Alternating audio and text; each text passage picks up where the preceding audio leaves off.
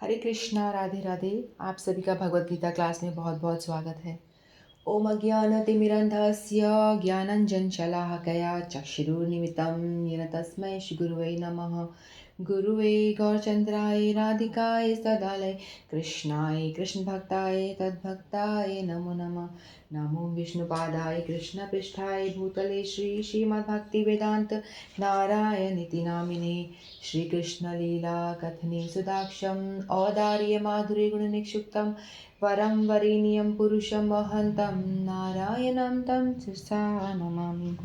श्रीचैतन्यमनोभीष्टं स्थापितं येन भूतले स्वयं रूप कदा मह्यं ददाति स्वपदान्तिकम्।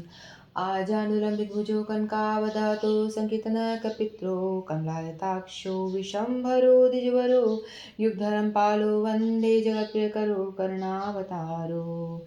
नमो महावदन्याय कृष्णप्रेमप्रदायते कृष्णाय कृष्णचैतन्यनाम्ने गौरद्विषे नमः। हे कृष्ण करुणा सिंधो दीनबन्धो जगत्पते गोपेश गोपिका कान्त राधाकान्त नमस्तुते। तत्काञ्चन गौराङ्गी राधे वृन्दावनेश्वरी वृषभानुसुते देवी प्रणमामि हरिप्रिये। वाञ्छाकल्पतरुभ्यश्च कृपा सिन्धुभ्येव च पतितानां पावनेभ्यो वैष्णवेभ्यो नमो नमः। श्री कृष्ण चैतन्य प्रभु नित्यानंद श्री अद्वैत गदाधर शिवासादि गौर भक्त वृंद। हरे कृष्ण कृष्ण कृष्ण हरे हरे, हरे राम राम राम हरे हरे। हरे कृष्ण कृष्ण कृष्ण हरे हरे, हरे राम राम राम हरे हरे। मैं सर्वप्रथम अपने परम आराध्यतम गुरुपाद पद्म नित्य लीला प्रवेशम विष्णुपाद अष्टोत्तर शत श्री श्रीमद् भक्ति वेदांत नारायण गोसाई महाराज जी के श्री चरणों में अनंत कोटि दंडवत प्रणाम करती हूँ। तत्पश्चात समस्त रूपानुगुरु परंपरा के चरणों में मेरा अनंत कोटि दंडवत प्रणाम। आप सभी को मेरा यथा योग्य दंडवत प्रणाम स्वीकारो। हरे कृष्णा। तो हम सभी श्रीमद् भगवद गीता का अध्ययन कर रहे हैं और अब हम छठे अध्याय के 10वें श्लोक से आज शुरू करेंगे। तो हमने 9वें श्लोक में हमने देखा था कि भगवान हमें अष्टांग योग में जो योगी थोड़ा सा ऊपर उठ चुका है, योगारूढ़ की स्टेज पे आ चुका है, उसके सिम्टम्स बता रहे थे। यानी वो कैसा होता है, उसकी क्या क्या विशेषताएं हैं, उसकी सिम्टम्स के बारे में भगवान जिक्र कर रहे थे, जो एडवांस स्टेज पे आ गया है। तो इससे पहले भगवान ने बताया था कि जो व्यक्ति किसी में भेद नहीं करता, सबको एक दृष्टि से देखता है, जैसे कोई उसका हितैषी हो, कोई उसका प्रिय मित्र हो, या ईर्ष्यालु हो, शत्रु हो, पापी हो, पुण्यात्मा हो, कोई भी हो, वो सबको एक समभाव से देखता है, किसी में भेद नहीं करता, क्योंकि वो अध्यात्म स्तर पे ऊंचा उठ चुका है। अब हम 10वां श्लोक लेते हैं। योगी युञ्जित सततम् आत्मनं रहसि स्थितः एकाकी यच्चित्तात्मा निराशीर अपरिग्रहः। योगी युञ्जित सततम् आत्मनं रहसि स्थितः एकाकी यत् चित्तात्मा निराशीर अपरिग्रहः। तो श्री भगवान कहते हैं, योगी को चाहिए कि वह सदैव अपने शरीर, मन तथा आत्मा को परमेश्वर में लगाए, एकांत स्थान में रहे और बड़ी सावधानी के साथ अपने मन को वश में करे। उसे समस्त आकांक्षाओं तथा संग्रह भाव की इच्छाओं से मुक्त होना चाहिए। तो भगवान बता रहे हैं यहाँ पे किस तरह से एक योगी को प्रैक्टिस करनी चाहिए, जो अपनी योगा अभ्यास जो कर रहा है, किस तरह से उसको करना चाहिए। तो कृष्ण की अनुभूति ब्रह्म, परमात्मा तथा श्री भगवान के विभिन्न रूपों में होती है। तो हमें पता है, पहले भी हमने पढ़ा था कि जो ये भक्ति मार्ग या जो भगवान को प्राप्त करने के लिए 3 स्टेजेस होते हैं। तो जो योगी है वो एक ब्रह्म, संक्षेप में कृष्ण भावनावत का अर्थ है परमात्मा भगवान की दिव्य प्रेमा भक्ति में निरंतर प्रवृत्त रहना, किंतु जो लोग निराकार ब्रह्म अथवा अंतर्यामी परमात्मा के प्रति आसक्त होते हैं वे भी आंशिक रूप से कृष्ण भावना भावित हैं, क्योंकि निराकार ब्रह्म कृष्ण की आध्यात्मिक किरण है और परमात्मा कृष्ण का सर्वव्यापी आंशिक विस्तार है। इस प्रकार निर्विशेषवादी तथा ध्यान योगी भी उपरोक्त रूप से कृष्ण भावना भावित होते हैं। प्रत्यक्ष कृष्ण भावना भावित व्यक्ति सर्वोच्च योगी होता है, क्योंकि ऐसा भक्त जानता है कि वह ब्रह्म और परमात्मा क्या है। उसका परम सत्य विषयक ज्ञान पूर्ण होता है, जबकि निर्विशेषवादी या ध्यान योगी अपूर्ण रूप से कृष्ण भावना भावित होते हैं। तो भगवान को समझने के 3 लेवल होते हैं ना, एक होता है ब्रह्म और दूसरा होता है परमात्मा लेवल और तीसरा होता है भगवान। तो यहाँ पे बताया है जो योगी है निर्विशेषवादी, यानी जो मायावादी होते हैं ना, मायावादी जो उनका ये मानना होता है कि भगवान और आत्मा एक ही है। यानी आत्मा जब हमारा शरीर का नाश हो जाएगा, जब हमारी मृत्यु हो जाती है, उसके बाद में आत्मा जो है परमात्मा में विलीन हो जाती, आत्मा परमात्मा में विलीन हो जाती है, यानी ब्रह्म ज्योति में विलीन हो जाती है। तो उनकी स्टडी ये होती है कि वो किरणा यानी भगवान की बॉडी में से जो दिव्य ज्योति निकल रही है ना, भगवान की बॉडी में से दिव्य ज्योति निकल रही है, तो उन्हीं का ही सिर्फ चिंतन करते हैं, ब्रह्म ज्योति का ही चिंतन करते हैं। उनको कहते हैं मायावादी लोग। निर्विशेषवादी मायावादी एक ही है। तो वो सिर्फ भगवान की ज्योति तक ही स्टडी करते हैं, उतना ही उनको पता होता है कि भगवान कुछ नहीं है, सिर्फ एक ज्योति है जिसमें कि हमारी आत्मा जो है लीन हो जाएगी, बस इतना ही उनका जानकारी है। और दूसरे होते हैं योगी, जो ध्यान योगी, जो योगासन करते हैं, अष्टांग योगी, ध्यान योगी, ये लोग जो हैं इनका स्टडी यहाँ तक है कि परमात्मा सभी के हृदय में व्याप्त है।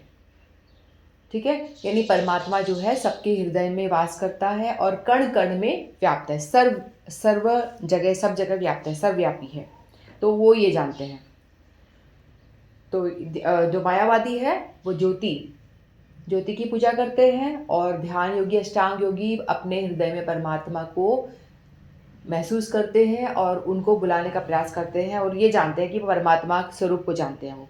लेकिन जो भक्त है, जो कृष्ण भावना भावित भक्त है, वो संपूर्ण भगवान की पूजा करते हैं। ठीक है, तो ये 3 स्टेजेस होते हैं भक्ति करने के लिए। भगवान तक पहुंचने के 3 स्टेजेस हैं। एक है ब्रह्म ज्योति, दूसरा परमात्मा और तीसरा भगवान स्वयं।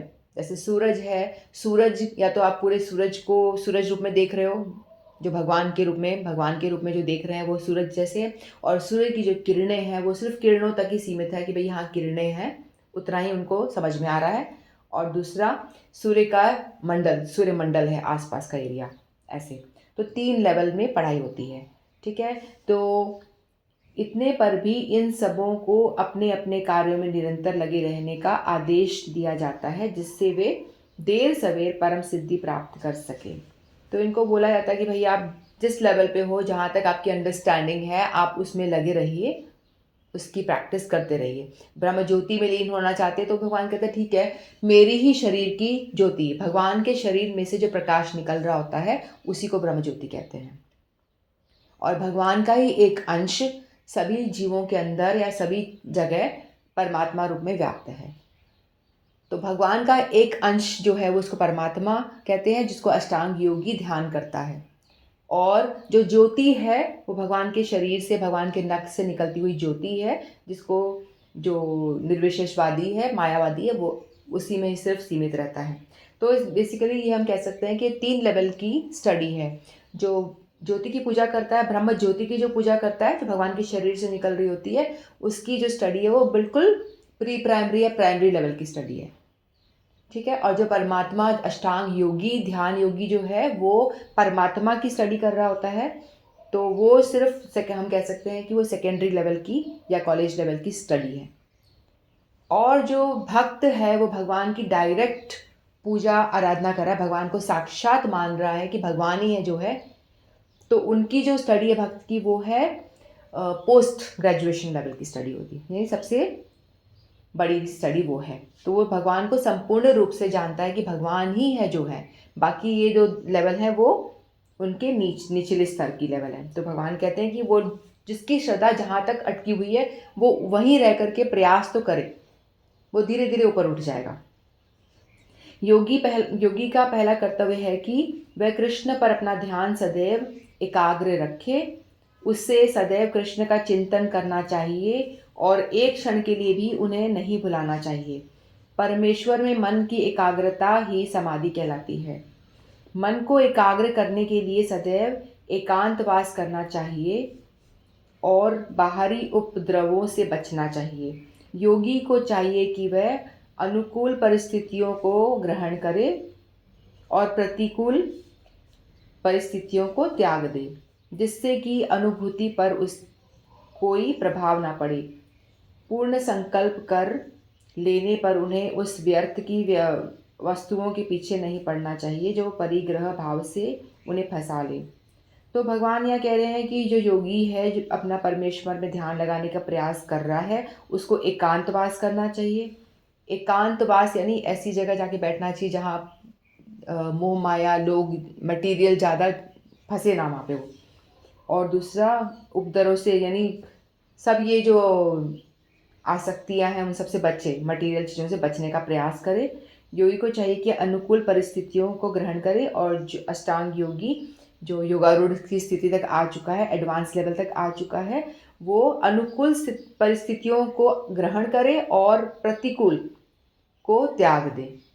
तो यहाँ पे भगवान जो इन्होंने एक पुस्तक को लिखा है, श्रीमद् भगवद गीता का लिखा है श्रील प्रभुपाद जी, वो इस अष्टांग योगी को भक्ति योग से कनेक्ट कर रहे हैं, है ना। यानी अष्टांग योगी को भी ये करना होता है और जो भक्ति योगी है उसको भी यही करना होता है। तो अष्टांग योगी भी बेसिकली थोड़ा थोड़ा भक्ति योग का ही पालन कर रहा है। जो भक्ति योगी पालन करता है उसी को ही पालन कर रहा है। वो कैसे कि रूप गोस्वामी ने बताया ना, अनुकूल चीज़ों को एक्सेप्ट करो, जो भक्ति के योग्य चीज़ हैं उनको आप एक्सेप्ट करो, जो भक्ति के विरोधी हैं उन सब चीज़ों से दूर रहो। ठीक है, अनुकूल चीज़ों को आप ग्रहण करो, प्रतिकूल को छोड़ दो, उनसे दूर हटो। तो अष्टांग योग को भी यही बोला गया है और भक्ति योग का जो पालन करते हैं उनको भी रूप गोस्वामी ने हमको यही बताया है। उपदेशामृत एक ग्रंथ है, उसमें ये बताया हुआ है। ठीक है, तो जिससे उनकी अनुभूति पर कोई प्रभाव ना पड़े। पूर्ण संकल्प कर लेने पर उसे उस व्यर्थ की वस्तुओं के पीछे नहीं पड़ना चाहिए जो परिग्रह भाव से उन्हें फंसा दे, जो आपको इंद्रिय तृप्ति में फंसाए रखे, उन सब चीज़ों से दूर रहना चाहिए।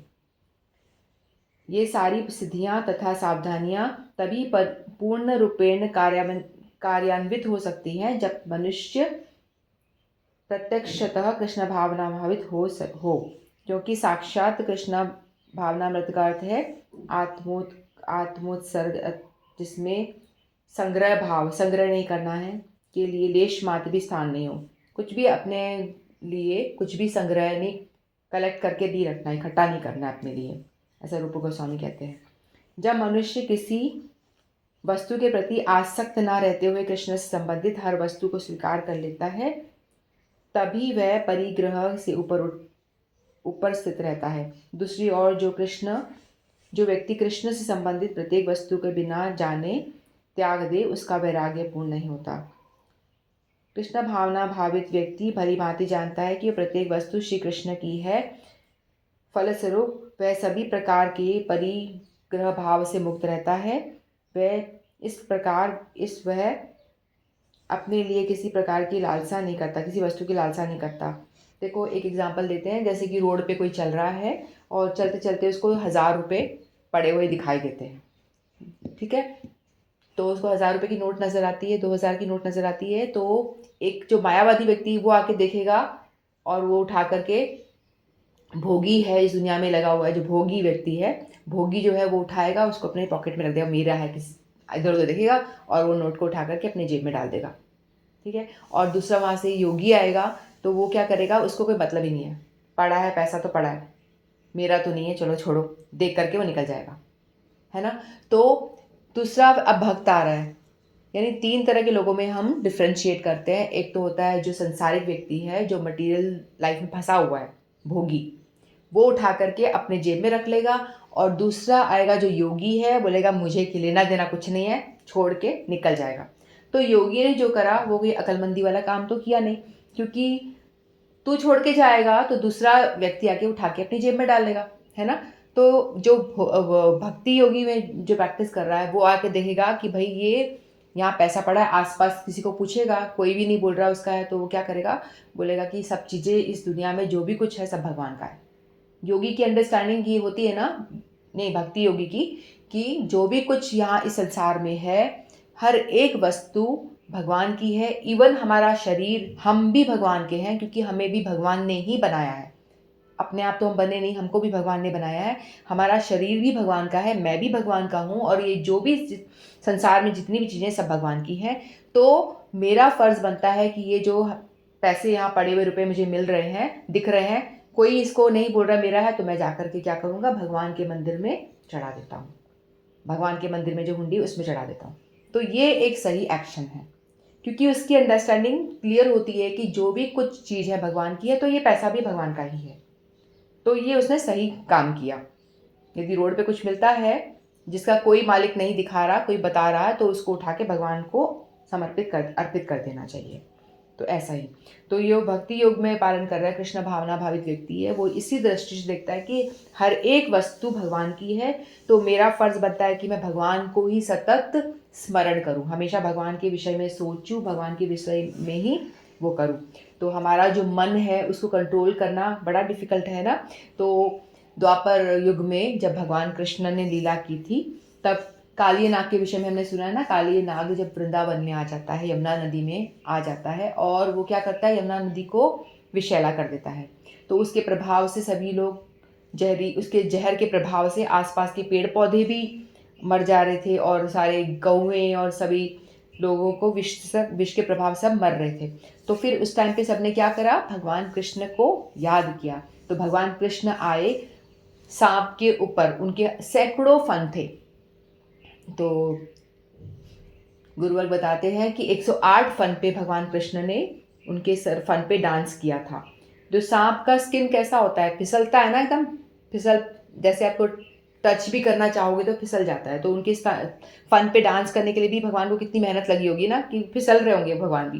तो लेकिन वो तो भगवान है, वो तो कुछ भी कर सकते हैं। तो उसी तरह से हमारा जो मन है वो भी फिसलता रहता है ना। हमें कभी मन करता है ये करो, यदि हमें पता चलता है कि नहीं, हमने भगवत गीता पढ़ी, हमको समझ में आया कि हमें भगवान की भक्ति करनी चाहिए, भगवान का नाम ही है जो हमारे मन को कंट्रोल कर सकता है। लेकिन मन फिसलेगा, जैसे सांप की स्किन फिसलती है ना, उस तरह से मन भी हमारे हाथ से फिसलेगा और बोलेगा नहीं नहीं नहीं नहीं, छोड़ो, ये सब कुछ नहीं करना, चलो चलो, हमें तो मूवी देखनी है, हमें तो कुछ और आनंद करना है, कहीं पे भी जाना है। तो मन हमको फुसलाएगा और हमको भक्ति के मार्ग से कहीं और ही लेकर जाएगा, हमको भक्ति करने नहीं देगा।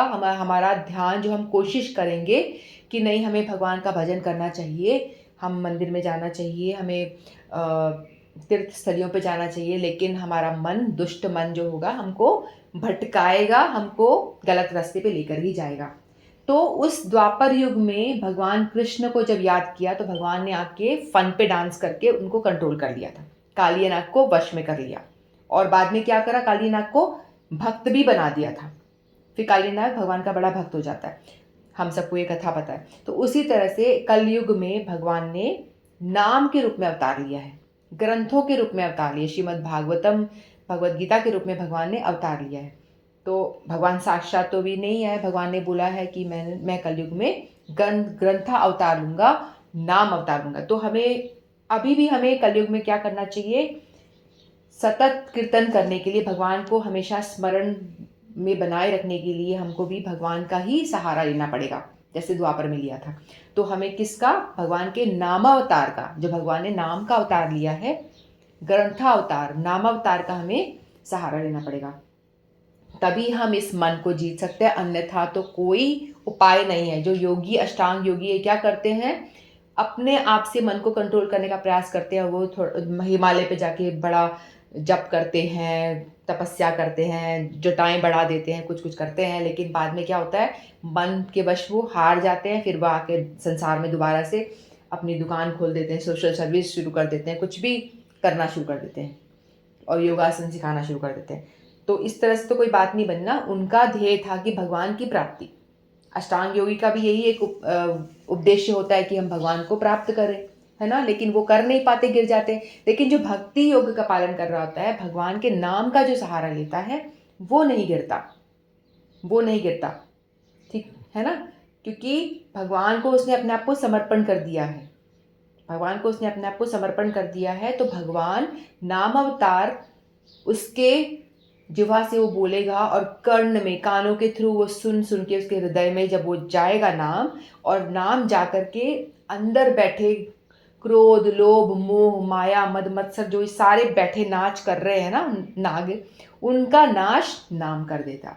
और नाम क्या करेगा, आपके मन को फिर वश में कर लेगा। धीरे धीरे आपका मन वश में होगा। यदि हम अपने आप कोशिश करेंगे तो हम गिर जाएंगे, हमारा मन हमको भटकाएगा ही भटकाएगा। इसलिए हमें चाहिए कि हम भगवान का नाम का सहारा लें और ऐसा वातावरण बनाने की कोशिश करें जिससे कि हमें भगवान का स्मरण होता रहे।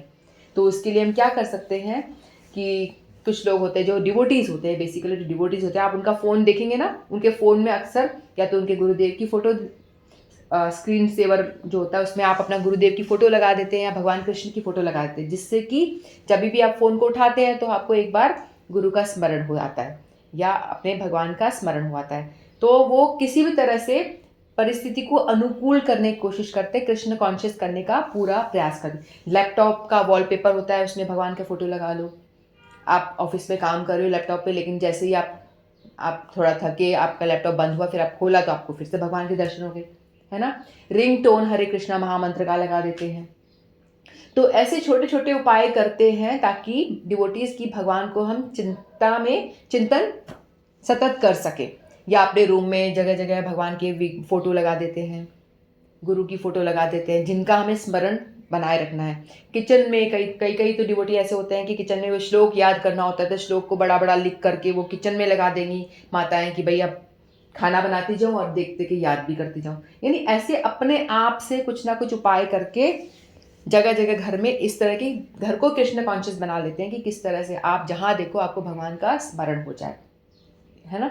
तो इस तरह से हमें करना चाहिए कि सतत हम कैसे कंटिन्यूस भगवान का चिंतन कर सके। और मन को एकाग्र करने का ये तरीका बहुत अच्छा है जिससे कि हम मन को वश में किया जा सकता है और भगवान को स्मरण किया जा सकता है, ठीक है। तो वह जानता है कि किस प्रकार कृष्ण भावनामत के अनुरूप वस्तुओं को स्वीकार किया जाता है और कृष्ण भावनामत के प्रतिकूल वस्तुओं को परित्याग, जो प्रतिकूल है उनको त्याग दो। जो हम कोई बैठा है प्रजल्प कर रहा है तो उससे दूर हट जाओ भाई, तुम्हारे पास बैठ के मुझे कुछ नहीं मिलना, सिर्फ फालतू की बातें और मेरा कॉन्शियस खराब होगा। तो ऐसे जगह जहाँ पे ऐसा लग रहा है हमें फालतू हो रहा है, यहाँ पे बकवास चल रही है, वहाँ से प्रतिकूल सिचुएशन से अपने आप को हटा लो। वह सदैव भौतिक वस्तुओं से दूर रहता है क्योंकि वह दिव्य होता है और कृष्ण भावनावत में रहित व्यक्तियों के में किसी प्रकार का सरोकार ना रखने का कारण सदा अकेला रहता है। अकेला रहने का मतलब ये, योगी तो अकेला रह के अकेला रहता है, बैठ जाता है, लेकिन आजकल अकेला रहना कहाँ पॉसिबल है। अकेला आप बैठोगे तो लोग बोले पता नहीं क्या कर रहा है अकेला बैठ के, उल्टे काम कर रहा है ना, ऐसा भाव आएगा। और अकेला रह के मन आपका कंट्रोल में रहेगा, कोई गारंटी नहीं है, गिरेगा मन, आपको गिराएगा ही। तो इससे तो अच्छा है कि आप अकेला रहने का मतलब ये डिवोटीज का संग करें, ठीक है। डिवोटीज का संग करोगे तो उससे आप अकेले ही हो, यानी जो नॉन डिवोटी हैं उससे दूर हो जाओ। नॉन डिवोटी से दूर हो जाओगे तो ऑटोमेटिकली आप डिवोटीज का संग करोगे तो आप एकांत में ही समझना चाहिए, क्योंकि वो डिवोटी के पास आप जाओगे तो मुंह से हमेशा आपको पहले तो हरे कृष्णा ग्रीट करेगा, दूसरा फिर आपको जो बातें करेगा वो भगवान से रिलेटेड ही बातें करेगा। तो डिवोटीज का संग करना एकांत में रहने के बराबर है कृष्ण भावना भावित व्यक्ति के लिए जो भक्ति योग का पालन कर रहा है। और अष्टांग योगी जाके अकेला करेगा तो वो तो गिरना ही गिरना है उसको, है ना। तो भगवान बता रहे हैं कि इस अष्टांग योगी से ज़्यादा अच्छा है कि आप भक्ति का पालन करें। जो जो अष्टांग योग में जो अनुकूल चीज़ें उसको आप ले लीजिए, ठीक है, उसको लेते जाइए। तो हम दूसरा श्लोक लेते हैं, 11-12 इकट्ठे ले लेंगे। शुचो देशे प्रतिष्ठाप्य शुतो देशे प्रतिष्ठाप्य स्थिरम् आसनमात्मना नात्युच्छिद्रं नातिनीचं चैलाजिनकुशोत्तरं शुचो देशे प्रतिष्ठाय स्थिरम् आसनमात्मन नातिच्छिद्रं नातिनीचं चैलाजिनकुशोत्तरम् तत्रैकाग्रं मनः कृत्वा यतचितेन्द्रियक्रिया उपविश्यासने युज्या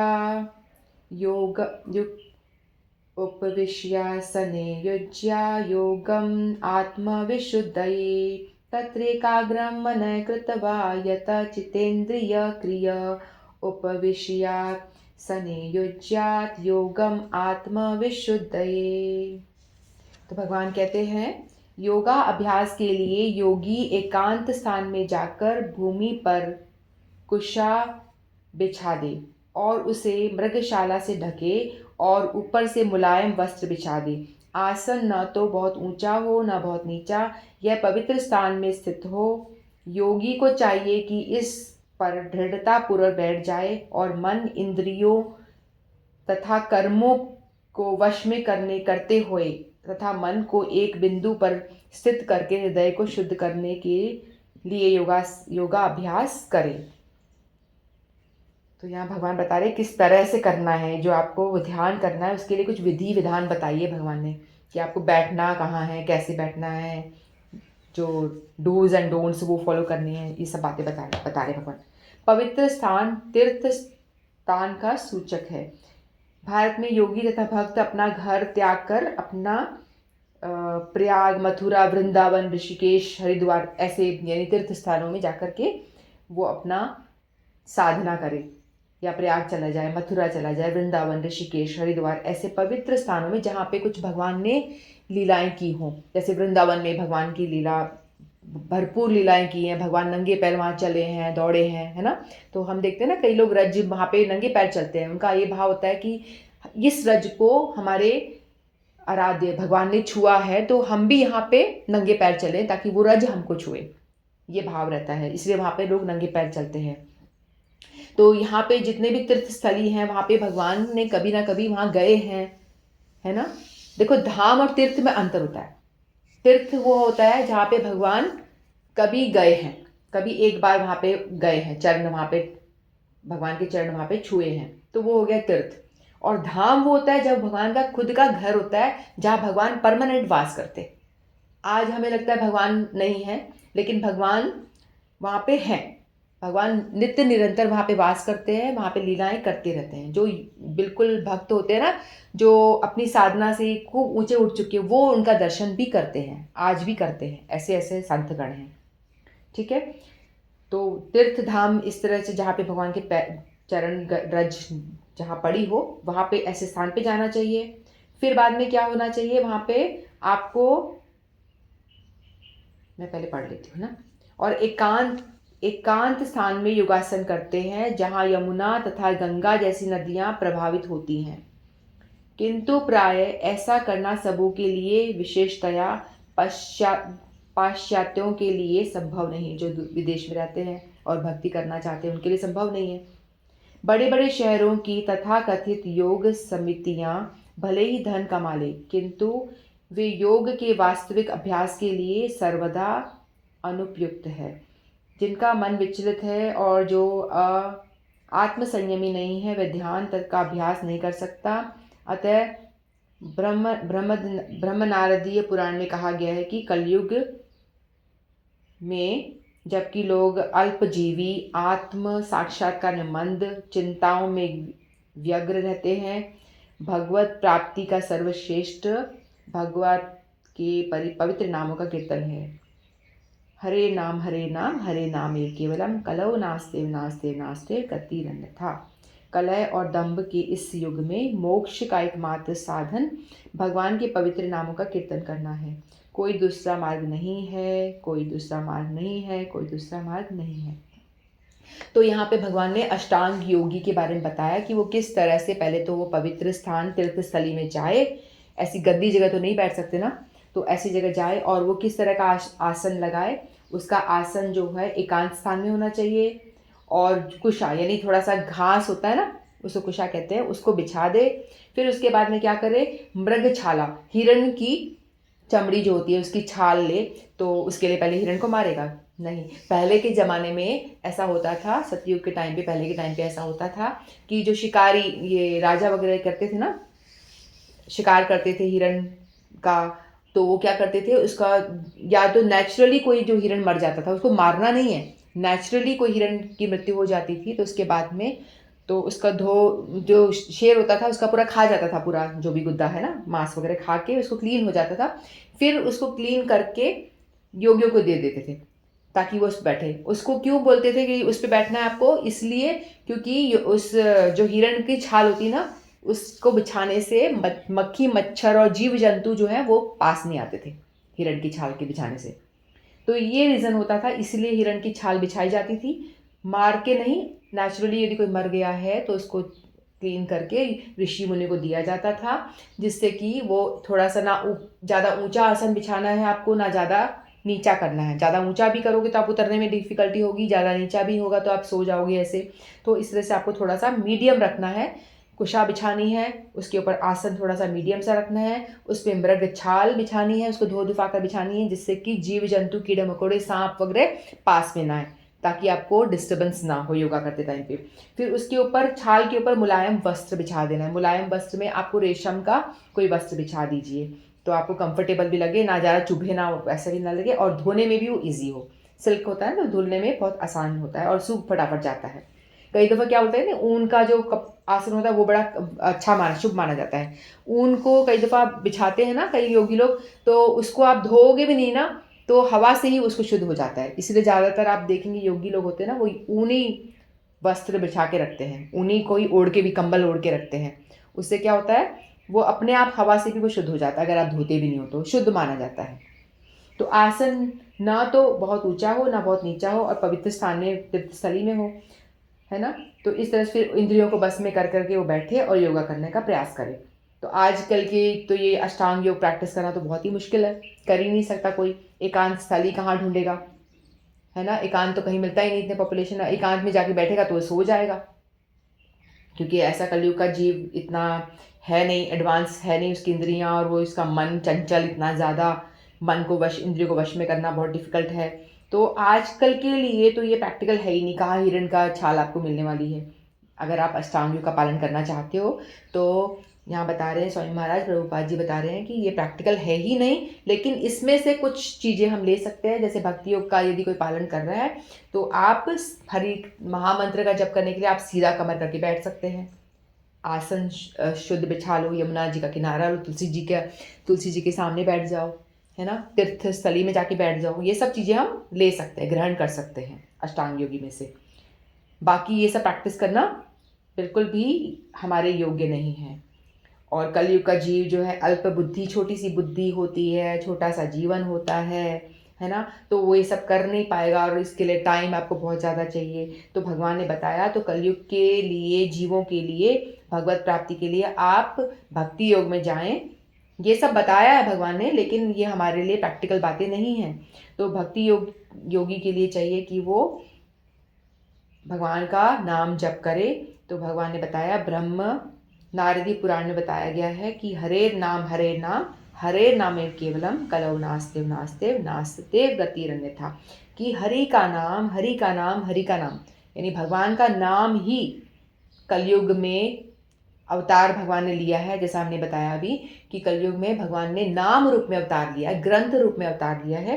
तो नाम का जाप आप करोगे तो ही आपका कल्याण होगा। तो हरे नाम एव केवलम, केवलम, सिर्फ केवल भगवान का नाम ही है। भगवान 3 बार जोर दे के बोल रहे हैं। किसी भी चीज़ को हमें किसी को समझाना होता है तो हम बार बार रिपीट करते हैं ना, 3 बार रिपीट करते हैं, ऐसा ही करना है तुझे, ऐसा ही करना है, ऐसे बोलते हैं ना, जोर दे करके। उस तरह भगवान भी जोर दे के कह रहे हैं कि भाई कलयुग में यदि आपको उद्धार करना है अपना, कुछ मत करो, हरि का नाम लो। हरेर नाम एव केवलम, सिर्फ हरि का नाम ही, जोर देके बोल रहे। कलो नास्तेव नास्तेव नास्तेव गति निर्णय था, इसके अलावा कोई दूसरा मार्ग नहीं है, नहीं है, नहीं है। तो भगवान जोर देके समझा रहे हैं कि भाई नाम को पकड़ लो। यदि अपना कल्याण चाहते हो तो भगवान के नाम को पकड़ लो, या भगवान खुद कह रहे हैं तो भगवान की बात को हमें मानना चाहिए। यदि मैं कह रही हूँ या कोई और कह रहा है तो उसकी बात हम ना माने, लेकिन भगवान कह रहे हैं तो भगवान के शब्दों को हमें पकड़ना चाहिए। और हरि का नाम पकड़ेंगे तो इससे क्या होगा, अपने आप हम भक्ति योग में लग जाएंगे। जैसे ही हमने नाम का शुरू करा तो हम भक्ति योग में घुस गए, समझ लो। ठीक है, तो हम सभी भगवान का नाम जप करें, हरि कथा सुने, भागवतम सुने, भागवत गीता इन सब का अध्ययन करें। तो इस तरह से हमारा क्या होगा, भक्ति हो जाएगी। और इस तरह से हम जो अष्टांग योगी को सालों साल, हजारों हजारों साल प्रैक्टिस करने के बाद जो भगवान के दर्शन उनके हृदय में थोड़ा सा होता है, हल्का हल्का, वही एक भक्ति योगी जो शुरुआत में जैसे उसको इस बात समझ में आती है, ये वाली बात कि भाई भगवान ही है जो है, हमें भगवान का चिंतन करना है, तो डायरेक्ट वो उस स्टेज में पहुंच जाता है जो स्टेज में अष्टांग योगी हजारों साल बाद पहुंचेगा। भक्ति योगी स्टार्टिंग से वो भगवान से कनेक्टेड है, तो उसकी साधना में भगवान हमेशा हृदय में वास करते हैं। ठीक है, तो इतना ही कह के मैं वाणी को विराम देती हूँ। वांछा कल्पतरुभ्यश्च कृपा सिंधुभ्येव च पतितानां पावनेभ्यो वैष्णवेभ्यो नमो नमः। श्रीमद् भगवद गीता की जय। आप सभी की जय। हरे कृष्णा।